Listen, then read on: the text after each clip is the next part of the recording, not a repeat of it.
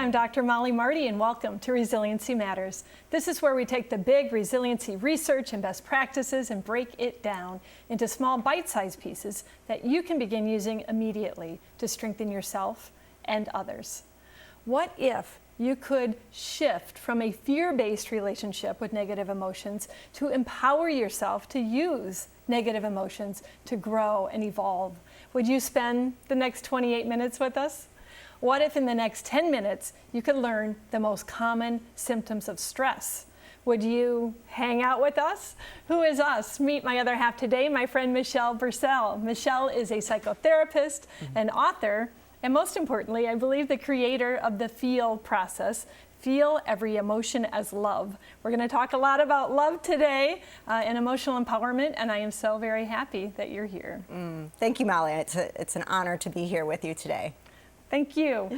You talk about an epidemic of stress. What's going on? Yes, it's terrible. In a recent study from the American Psychological Association, back in 2012, they were saying that teens' reported stress levels are actually higher than adults' reported stress levels. So what we have to take in here is that we have adults who are reporting stress levels that they know are unhealthy and not where they should be. And we actually have our teenagers saying that they're higher than where adults are at. So what is causing all of this stress? Well, there's a lot of factors going on. The big component is really understanding what stress is and how we define stress, which really is an emotional experience. And understanding that kids are having, that what I'm putting under the umbrella of stress are these unprocessed feelings that they don't know what to do with. And then they have unique pressures that they're dealing with in this generation. Certainly to get into colleges, they're not just thinking about good grades, they're thinking about how they have to be involved in sports and community activities and so many other things that weren't required or weren't so noteworthy in previous generations. Bullying. Kids are getting bullied. 77% of kids are reporting that they're being bullied, and yet 10% are only telling their parents about this. So we have 90% of bullied kids dealing with this on their own. And how are they being bullied? Well, now it's through social media, where people are saying things in a very cowardly way. They are going on a social media, posting things, and not really sharing who the source is from, and really upsetting kids. And kids are measuring their likability now, and if their comments are liked, there's just so many more pressures, and then not the tools to deal with the emotions that it's bringing up. Okay, so an increase in demand, almost a lessening of tools, which we're going to be talking about, creating this explosion of sorts in our teens and in our children. Let's look at some of the common sources of stress and talk about them. You talked about these unresolved emotions. Stress can also show up physically. It's going to show up in behaviors. So we created a slide so that our viewers can follow along. But what are some of the common characteristics of stress? Yes. Well, again, the American Psychological Association has been talking about what are the symptoms that are coming forward in stress. So we're seeing an emotion right away that is topping the charts, which is anger and irritability. 40% of our kids are feeling this. Now let's go to another unprocessed emotion, which is anxiety, where we've got about a third of our kids experiencing that. Then we're going to experience some behaviors that are happening, that kids are feeling fatigued and tired. A third of our kids are lying awake at night. A third of our kids are experiencing headaches. Well, again, when we're lying awake at night, it's probably because there's an anxiety issue going on. There's things running, thoughts running through their head that they can't stop. Same with headaches. They can be caused by these psychological issues going on that kids don't know how to process. And, feeling as though we could cry, well, that's probably a strong indicator that we've got some sadness going on. So these kids and these teens and tweens are indicating this in different ways. But what we're really seeing is that we've got a strong 1/3 who aren't able to process their feelings well. Okay. So what are kids doing? They're feeling this anger, they're feeling this anxiety, they're feeling this sadness. What are they doing to cope? Well, and cope, let's put in parens here, because they really don't know how. They're trying their best, but what we're seeing is that about half of them are turning to video games to cope. It's 46% are turning to video games. We've got about 1/3 of them going to the TV and zoning out on the TV. Then we start getting into behaviors like smoking marijuana. And then about 1/4 of the kids are also drinking alcohol. So what I think is interesting about these measures, that again are coping, what they all have in common is this element of trying to escape. When you're in video games, you're off in another reality. TV, another reality. And then of course, drugs and alcohol will lead us to that. And obviously this is a Band-Aid from what's really going on inside of them. But it says something to us that if our kids are trying to escape their inner world so much that they're turning to these alternative ways, they don't have the tools to know how to address what's going on. And at some point, they're not going to be, always engaging in those coping behaviors, and they're still left with these unprocessed feelings. So they're numbing, they're stuffing, they're turning outside of themselves, and you're talking about, but this is going on inside. So what is that difference? What does that look like, turning outward for these type of solutions versus dealing with, actually coping with, acknowledging what's going on inside? Yes, well, absolutely. Kids are used to going outside of themselves because what's the incentive really to go inward if you don't know how to address our feelings? So right now, kids aren't really taught a constructive way. All they're told really about their feelings is, here, you can identify if you're sad or angry or what have you, but then what do you do with it? You talk about it? Well, if there's not an added measure to that, the release of that emotion just by sharing it isn't oftentimes going to feel like enough. And we need to be able to teach our kids how to deal with their feelings head on and in an empowered way. So we'll talk about that when we come back. How are they learning to deal with it? What are they learning? And why isn't it working anymore? So there is the wrap up on segment number 1. Our youth are struggling emotionally. Get educated on the symptoms of stress. Why the current model of working with emotions isn't working anymore. It's outdated. We'll talk more with Michelle when we come back.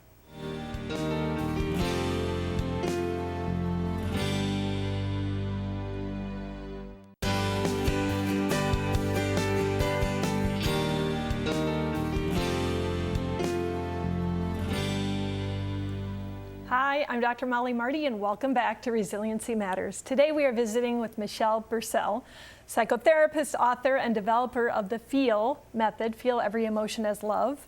And we have been talking about kids and what emotions they're experiencing and how they're dealing with it and coping or not coping. How are kids taught about their emotions?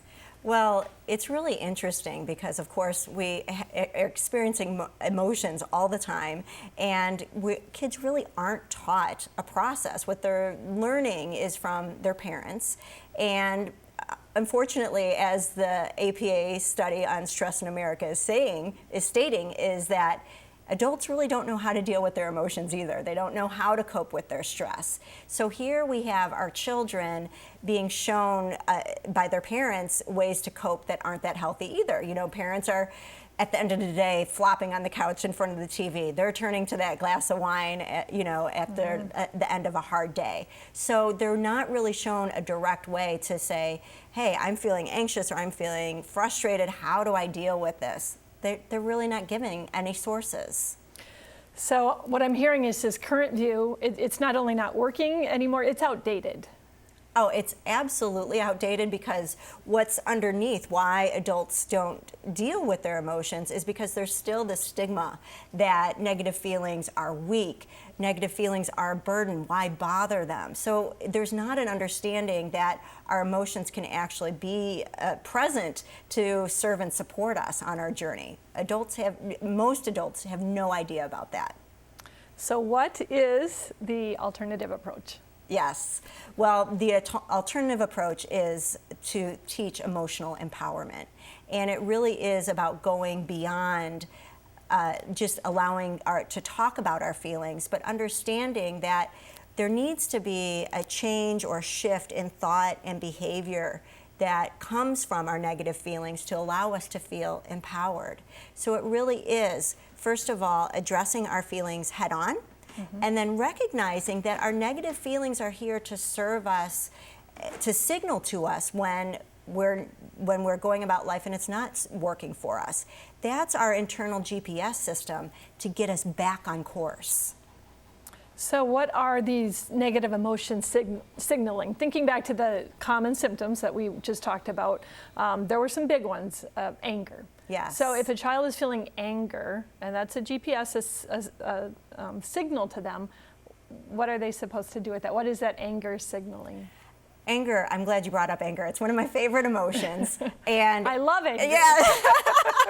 Well, that's exactly it. And most people are like, what can be good about anger? And we really shame kids and teens when they're in that angry place. But the anger is there for a reason. And what it's trying to signal to us when we feel angry is that in that moment we are actually feeling powerless. And so when we're not aware of that, what we unconsciously try to do is power over people or the experience or circumstances we're having.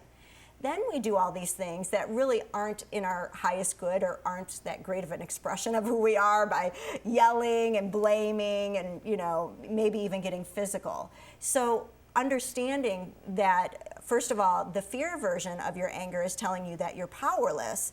The empowered version is telling you that you have power in this situation. It's just going to be in a way that probably makes you uncomfortable, that's probably outside your norm or your comfort zone. So for some people that they're very explosive with their anger, their power is actually to listen.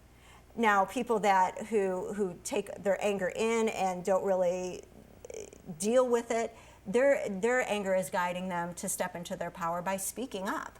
So it really is working with our anger and understanding, okay, how is this emotion trying to guide me to claim my power in a way that's power with, where it's not powering over people, as well as making me claim my power in a way where it'll feel in alignment with the truth of who I am and perhaps make me a bit uncomfortable so that I'm really growing into who I need to be as an individual.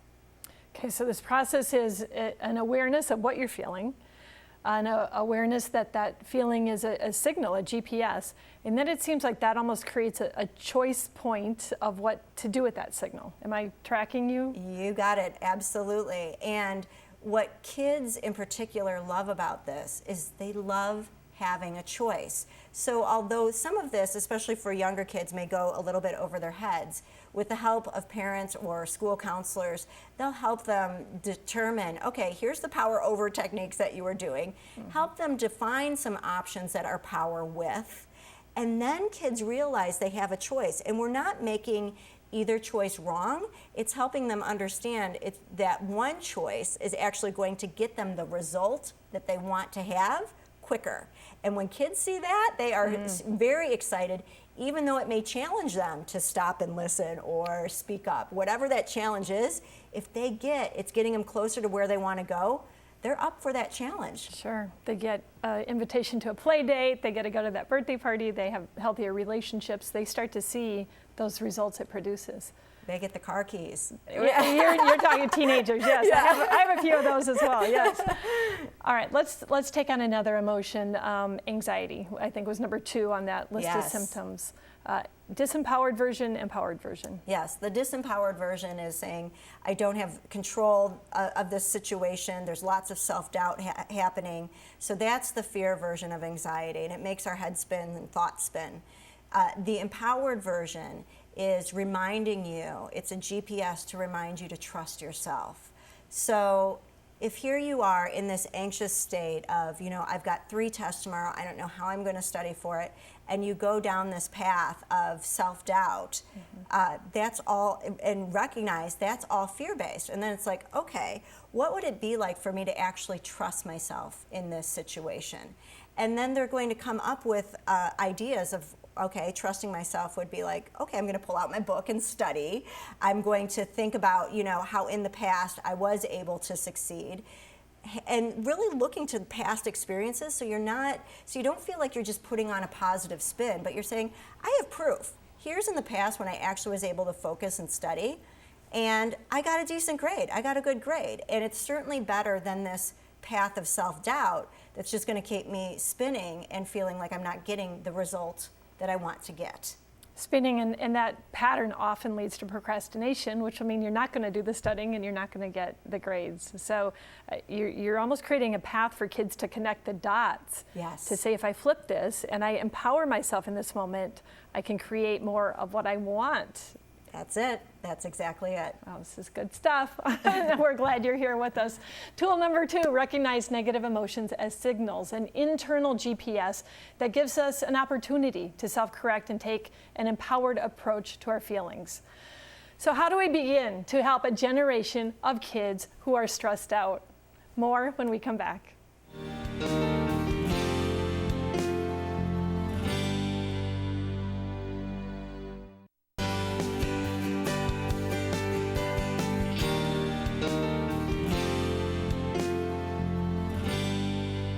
Hi, I'm Dr. Mollie Marti, and welcome back to Resiliency Matters. We are visiting with Michelle Bersell, psychotherapist and author, creator of the F.E.E.L process, Feel Every Emotion as Love, and we've been breaking down some emotions.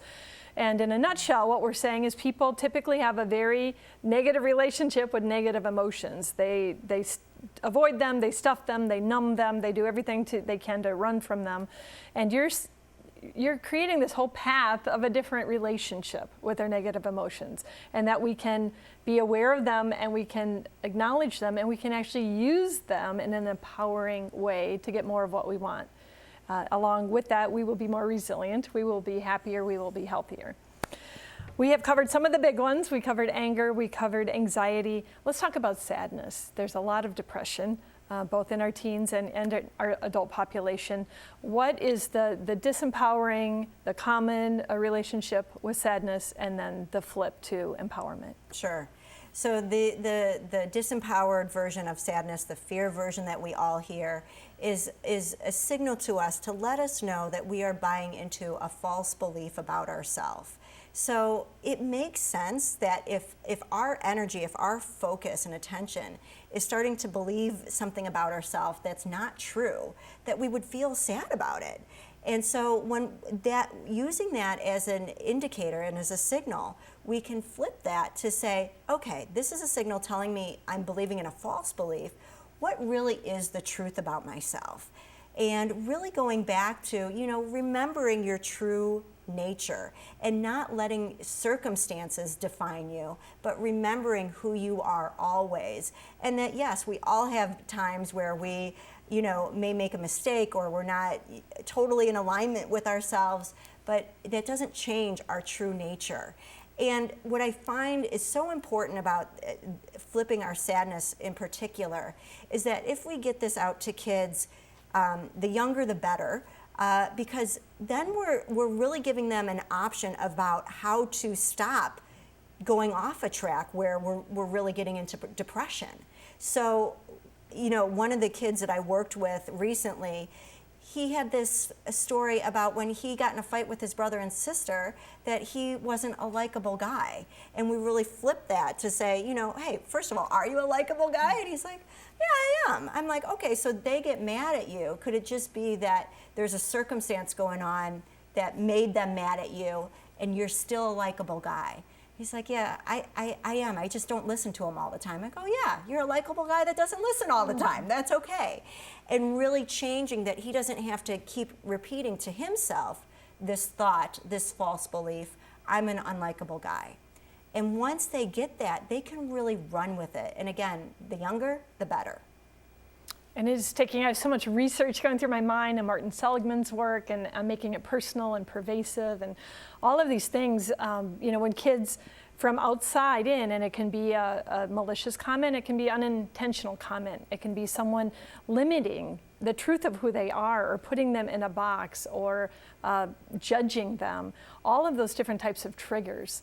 And this could really help kids be more aware of that and more quickly connect to that truth of who they are and the wholeness of who they are. Yes, and what I love about this is that, we're really telling kids that their sadness does serve a purpose. Like, if you believe in those things, if you believe that rumor, if you believe that judgment, who wouldn't be sad? But here's our choice, here's our option not to believe it and come back to remembering the truth of who we are. And again, use past experiences to demonstrate that to yourself. Gosh, I'm a really compassionate person. Here I was, instead of getting Halloween candy, I, did UNICEF or whatever it is. Using real life experiences to say, you know what, this is the truth of who I am. Not this circumstance, not this judgment. And I know that you, I am thrilled to ask this question. You have an exciting announcement because you're actually in town for a conference that Community Resilience Institute is hosting, and you are going to be releasing an app at the conference. So the next question is, tell us, what is E3? Yes. And what are you going to be sharing at the conference? And then as part of a movement, I believe, that is at hand, sharing it out with more and more people. Tell us about the E3 app. Yes. Okay. E3 app is for kids, teens, and tweens, and it stands for Emotional Empowerment Education. And so it's really taking the work and the science behind all that has been applied to adults and now applying this to kids. And most importantly, meeting kids with where they're at, which, there was a recent study, back in 2010, that kids spent 53 hours a week on some sort of electronic devices, okay? So let's meet them where they're at and really give them an opportunity to utilize a device that, again, is a preventative measure for when we go more into, really having a mental health issue. So that if they're experiencing sadness or anxiety in the middle of the night, that they can flip this on and get some tools rather than feel bad, I don't want to wake up mom or dad. Or even during the middle of their school day, if something, happens that's throwing them off, go in the bathroom, look on the app, and you can flip these around in less than 5 minutes. So in between periods, you can be changing this. And again, it's giving these kids these tools and meeting them where they're at. So we'll talk more about the front end of what that tool looks like, but I know that there is a lot of research. There's a process behind it, and I think it's important for parents listening, teachers, counselors. We have a lot of educators who tune in. What is that process? When a kid picks up an app, what process are you walking them through? Sure. Well, first, it's really supporting them to identify what they feel. And in the app, we're meeting kids wherever they're at. Part of the app is saying, you don't know how you feel, here, we'll help you out with that. And then for kids who are more in tune with their emotions, they can go right to a specific feeling. So the first step is identify how you feel. The second step is recognizing that there is a fear version of this, and it's giving them some examples about what this fear version is probably sounding like, so they can begin to identify, yep, that's my fear, and really not take that internally, like this is a part of who I am. Third step is to recognize there's an empowered choice. And then the fourth step is to take that empowered action. And this is the huge piece that changes everything for kids, because it's no more just about let's listen and release our feelings. We've got a choice to make and action to take with it that really creates transformation for them.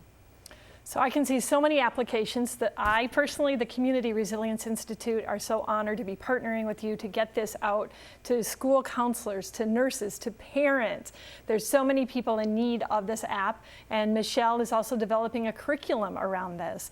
So I invite you to hop onto our website and find out more about that, because we are going to be a strong partnership in this E3 app. I believe it is, I know, it is life-changing. I believe it is the beginning of a movement, and I encourage you, viewers, viewers to join Michelle and I in this movement. So tool number 3, guide youth to turn their feelings around by helping them understand how each feeling has a specific signal that can be used for greater empowerment. Michelle, it has been such a treat to have you here. I know we could talk for many more hours, and that's all the time we have today. So thank you for joining us on Resiliency Matters on MediaCom MC22, your local programming leader.